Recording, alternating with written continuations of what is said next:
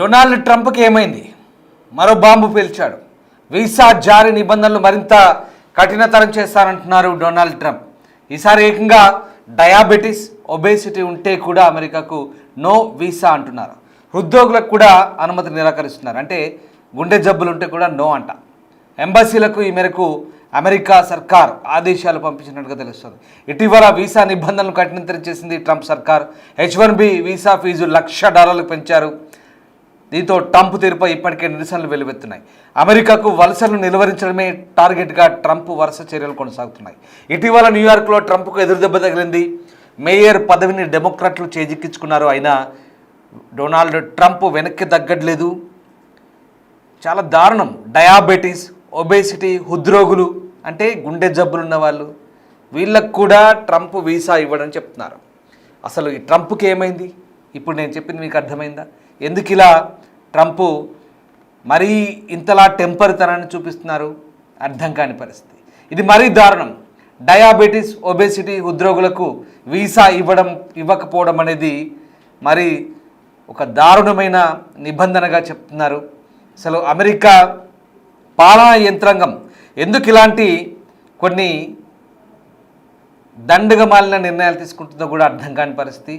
మరి దారుణంగా, చాలా కఠినంగా వ్యవహరిస్తున్నారనే కోణంలో కూడా ప్రస్తుతం ఈ చర్చ కొనసాగుతోంది. అధికారంలోకి వచ్చిన నాటి నుంచి వలసదారులపై కఠిన నిబంధనలు అమలు చేస్తున్న అమెరికా అధ్యక్షుడు ట్రంప్ మరోసారి కొత్త రూల్ తీసుకొచ్చారు. డయాబెటీస్, ఒబేసిటీ వంటి దీర్ఘకాలిక వ్యాధులతో బాధపడే వారికి వీసాలను తిరస్కరించాలని కొత్త నిబంధనలు రూపొందించారు.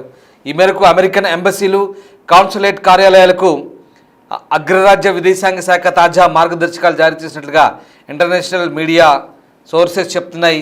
కాన్సులర్ ఆఫీసులకి ఈ సర్క్యులర్స్ ఆల్రెడీ వెళ్ళినట్టుగా చెప్తున్నారు.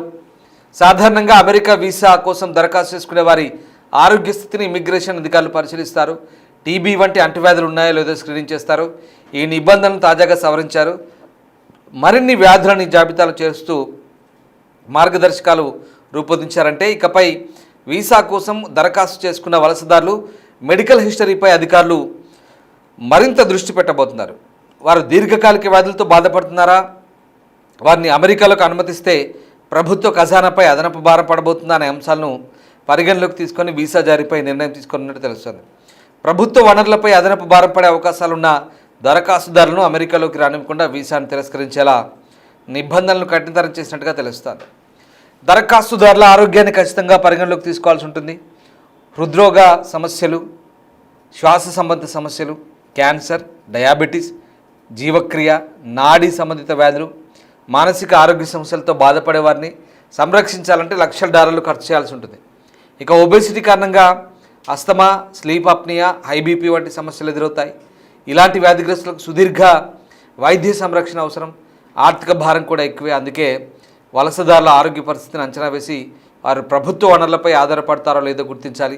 ఒకవేళ అలాంటి వారైతే అమెరికాలో ప్రవేశాన్ని తిరస్కరించాలి అంటూ ఆ మార్గదర్శకాల్లో వెల్లడించారు. అంతేకాదు, ఒకవేళ వలసదారులు అమెరికా ప్రభుత్వ సహాయం లేకుండా వైద్య చికిత్సలను సొంతంగా భరించగలరా లేదా అన్నది కూడా నిర్ధారించుకోవాలని వీసా అధికారులను ఆదేశించారు.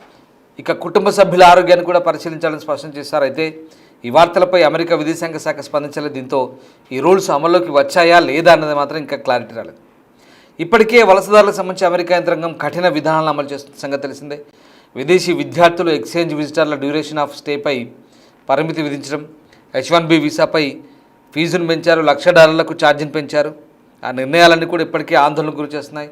తాజాగా ఈ హృద్రోగ సమస్యలు, డయాబెటీస్, ఒబేసిటీ ఇవన్నీ కూడా ఈ దీర్ఘకాలిక సమస్యలతో బాధపడే వాళ్ళందరినీ కూడా ఇప్పుడు అక్కడి ప్రభుత్వం కఠినంగా వ్యవహరించాలని తీసుకుంటున్న నిర్ణయం అయితే ఇప్పుడు నిజంగా వలసదారులకైతే చాలా కొత్త తలనొప్పులు వచ్చే అవకాశం కనిపిస్తోంది. ఇక ట్రంప్ పరిపాలన జారీ చేసిన ఈ కొత్త మార్గదర్శకత్వం ప్రకారం అమెరికాలో నివసించడానికి దరఖాస్తు చేసుకునే విదేశీ పౌరులకు డయాబెటీస్ ఉండొద్దు, ఉబకాయం ఉండొద్దు, గుండె జబ్బులు ఉండొద్దు, ఇట్లాంటి దీర్ఘకాలిక వైద్య పరిస్థితులు ఉంటే ఇప్పుడు వీసాలు ఖచ్చితంగా రిజెక్ట్ అవుతాయని చెప్తున్నారు. అంతర్జాతీయ మీడియా నివేదికల ప్రకారం ఇక ఈ ఆదేశాన్ని స్టేట్ డిపార్ట్మెంట్ రాయబార కార్యాలయాలు, కాన్సులర్ ఆఫీసులకు పంపినట్టు తెలుస్తోంది. దరఖాస్తుదారుల ఆరోగ్యాన్ని ప్రజా వనరులపై సాధ్యమయ్యే ఒత్తిడిగా పరిగణించాలని వీసా అధికారులకు సూచించింది.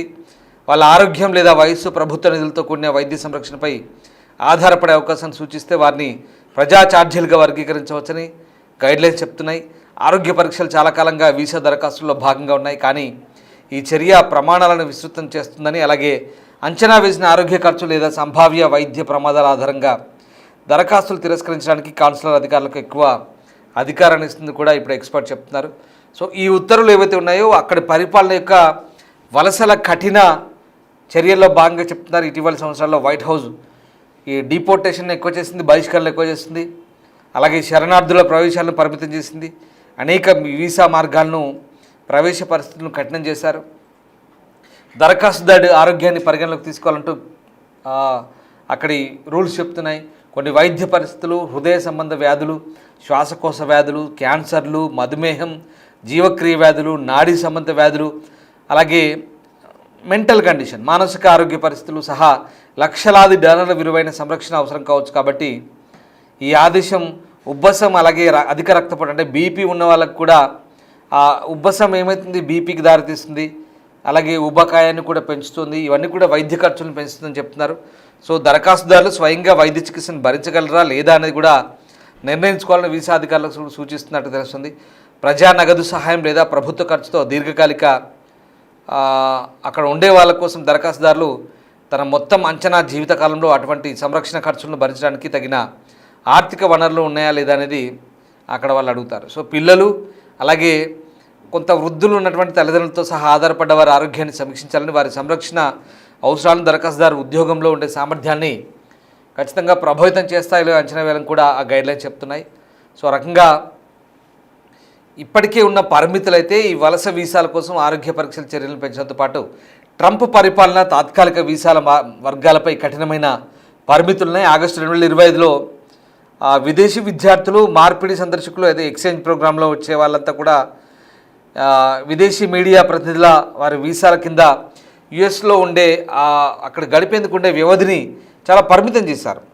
ఈ రూల్ ఏదైతే ఉందో విద్యార్థి వీసా హోల్డర్లపై చాలా ఇంపాక్ట్ చూపిస్తుంది. వారి ప్రోగ్రామ్ ఎక్స్చేంజ్ ఏదైతే ఉందో 4 సంవత్సరాలు మించకుండా పరిమితం చేస్తుంది. అలాగే యుఎస్ పౌరసత్వం, అలాగే ఇమ్మిగ్రేషన్ సర్వీసెస్ ద్వారా అధికారిక పొడిగింపులను మళ్ళీ చేసుకోవాల్సిన పరిస్థితి కనబడుతుంది. సో ఆ రకంగా తాత్కాలిక వర్క్ వీసాలు కూడా కుదించారు. సెప్టెంబర్ 2025లో సంతకం చేసిన ప్రకటన ప్రకారం H1B వీసాల కోసం కొత్త దరఖాస్తుల్లో కొత్త నియామకాలకు $1,00,000 చెల్లించాలి. ఇవన్నీ మనకు తెలిసిందే. సో రకంగా ఇప్పటికే చాలా దారుణమైన ఆంక్షలు కొనసాగుతున్నాయి. అలాగే ఇప్పటికే 12 దేశాల పౌరులకు వీసాలను బ్యాన్ చేసే ప్రకటన కూడా చెప్తున్నారు. అలాగే మరికొంతమంది అదనపు దేశాలకు కూడా పాక్షిక పరిమితులు విధిస్తున్న పరిస్థితి. సో మొత్తం మీద అమెరికాలో ఉండాలనుకుంటే ఆలోచించుకోవాలి. అమెరికాలో వెళ్ళి అక్కడే జీవనం గడపాలనుకుంటే గుర్తుపెట్టుకోండి, ఇవి ఇంకా క్లారిటీ రాలేదు. వస్తే కనుక చాలా దారుణంగా ఉంటుంది. మీరు సంపూర్ణ ఆరోగ్యవంతులై ఉండాలి. ఉబకాయం ఉండొద్దు, డయాబెటీస్ ఉండొద్దు, హృద్రోగ సమస్యలు ఉండొద్దు, అంటే గుండె జబ్బులు ఉండొద్దు. ఉంటే గనక అవి భరించగల, వాటి ఖర్చు, వాటి ట్రీట్మెంట్ భరించగల డబ్బు, శక్తి సామర్థ్యాలు మీ దగ్గర ఉన్నట్టుగా డిక్లరేషన్ కూడా ఇవ్వాలంటున్నారు. లేదా అవి లేవు అని డిక్లరేషన్ ఇవ్వాలి. ఉంటే కనుక మేము అవి భరించుకోగలము, తాము తమ ఫ్యామిలీని ఓవరాల్గా వాళ్ళ మెడికల్ ఖర్చులకు సంబంధించినటువంటి క్లెయిమ్స్ అన్నీ కూడా మేమే చేసుకుంటామని డిక్లరేషన్ ఇవ్వాలి అన్నట్టుగా కొత్త రూల్స్ ఉన్నాయని చెప్తున్నారు. ఇవి నేను ఖచ్చితంగా మనం క్లెయిమ్ చేయట్లేదు ఉన్నాయని చెప్పేసి అక్కడ వాళ్ళు కూడా ఇంకా క్లెయిమ్ చెప్పట్లేదు పూర్తిగా. అమెరికా విదేశాంగ శాఖ ఇంకా స్పందించాలి.